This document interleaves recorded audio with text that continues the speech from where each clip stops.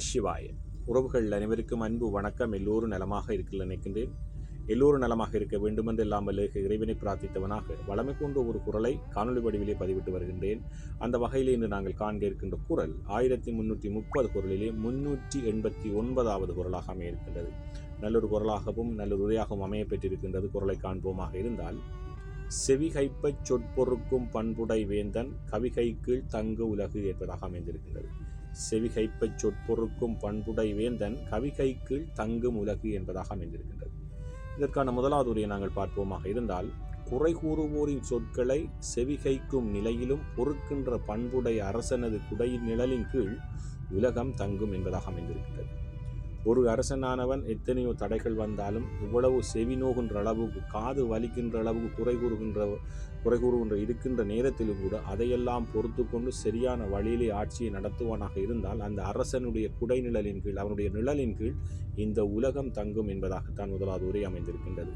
குறை கூறுவோரின் சொற்களை செவிகைக்கும் நிலையிலும் பொறுக்கின்ற பண்புடைய அரசனது குடை நிழலின் கீழ் உலகம் தங்கும் என்பதாக முதலாவது உரை அமைந்திருக்கின்றது.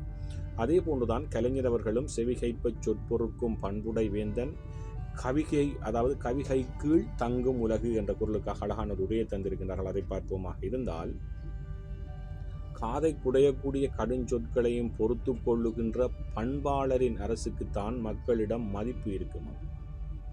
அதாவது இவ்வளவு காது வலிக்கின்ற அளவுக்கு குறை கூறிக்கொண்டு இருந்தாலும் அதையெல்லாம் பொறுத்து கொண்டு சரியான வழியிலே ஆட்சி நடத்துகின்ற மன்னனுடைய அல்லது ஒரு ஜனாதிபதியுடைய ஒரு ஆட்சியாளனுடைய அல்லது ஒரு தலைமையின் கீழ்தான் இந்த உலகம் இருக்கும், அவருக்குத்தான் அந்த மதிப்பு இருக்கும் என்பதாக, மக்களிடம் மதிப்பு இருக்கும் என்பதாக கலைஞருடைய உரை அமைந்திருக்கின்றது. காதை குடையக்கூடிய கடுஞ்சொற்களையும் பொறுத்து கொள்கின்ற பண்பாளரின் அரசுக்குத்தான் மக்களிடம் மதிப்பு இருக்கும் என்பதாக அவருடைய உரை அமைந்திருக்கின்றது. அதே போன்றுதான் செவிகைப்பச் சொற்பொருக்கும் பண்புடை வேந்தன் கவிகை கீழ் தங்கும் உலகு என்ற குரலுக்காக சாலமன் பாப்பை அவர்களும் ஒரு வித்தியாசமான உரைநடையில் ஒரு உரையை தந்திருக்கின்றார்கள். அதை பார்ப்போமாக இருந்தால், இடித்து கூறும் தகுதிமிக்க பெரியோரின் சொற்கள் தனக்கு ஏற்பன அல்ல என்றாலும் வருவது எண்ணி பொறுத்து கொள்ளும் பண்புள்ள அரசின் குடையின் கீழ் தான் இந்த உலகமே இருக்கும்.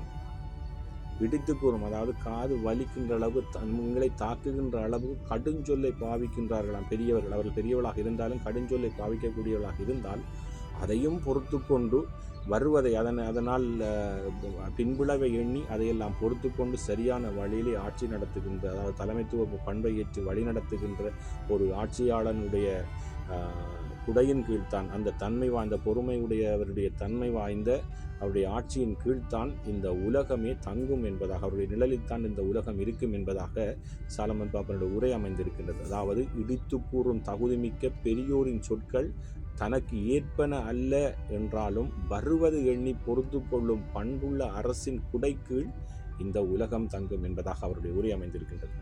உண்மையிலே இன்றைய சொல்லுக்கான, இன்றைய குரலுக்கான 3 உரைகளை பார்த்த மட்டிலே பொறுமை, உண்மையிலேயே நாங்கள் பொறுமையை கடைபிடிக்க வேண்டும். எவ்வளவு தடைகள் வந்தாலும், எவ்வளவு குறைகள் கூறினாலும், எங்கள் காது வலிக்கின்ற அளவுக்கு பல குறை கூறினாலும் எங்களுடைய வழியிலே, நேர்மையான வழியிலே நாங்கள் சரியாக நடப்போமாக இருந்தால் எங்களின் கீழே, எங்கள் நிழலின் கீழே இந்த உலகம் இருக்கும். மக்கள் எங்களை நம்புவார்கள், மக்கள் எங்களை மதிப்பார்கள் என்பதாகத்தான் இன்றைய குரலுக்கான 3 உரைகளும் அழகாக சொல்லியிருக்கின்றது. நல்லொரு குரலாக அமைந்திருக்கின்றது. செவிகைப்பச் சொற்பொருக்கும் பண்புடை வேந்தன் கவிகை கீழ் தங்கும் உலகு.